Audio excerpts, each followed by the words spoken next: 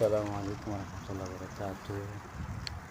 এটা হচ্ছে দুবাই আলাইন রোডে আবরামিয়া সেন্টার,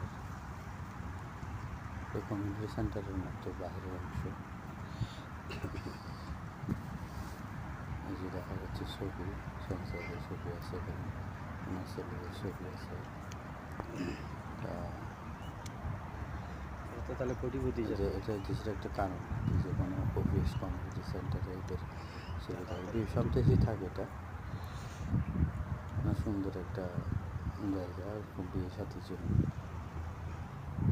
জন্মদিনের জন্য, কোনো একটা ইভেন্ট করার জন্য জায়গাটা সুন্দর। মানুষগুলো ভালো, যারা